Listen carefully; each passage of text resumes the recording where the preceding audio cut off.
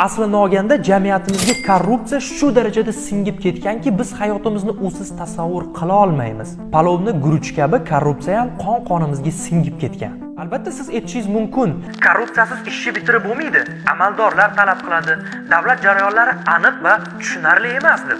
Lekin bitta narsani unutmasligimiz kerak. Talab doim taklif yaratadi. Biz alomat bilan emas, kasallik bilan kurashishimiz kerak. Korrupsiyani kasalligi esa bu bizmiz. Ishlarimizni tez hal qilishga har doim oson yo'l tanlaydigan insonlarmiz. Tasavvur qiling, svetoforni qizil chirog'idan ataylabdan o'tib ketdingiz. Minglab dollar pora olgan amaldordan sizni hech qanaqa farqingiz yo'q. Chunki miqdori qanaqa bo'lishidan qat'iy nazar, ikkalangiz ham jamiyatimiz tomonidan qabul qilingan qoidalarni buzdinglar. Kuchli davlat, sotsial kapital, ya'ni davlatni xalqqa, xalqni esa davlatga ishonchi ustida quriladi. Buning uchun birinchi navbatda biz o'zimiz va farzandlarimizni to'g'ri tarbiyalash va qonun qoidalariga amal qilish kerak ekanligini o'rgatishdan boshlashimiz kerak.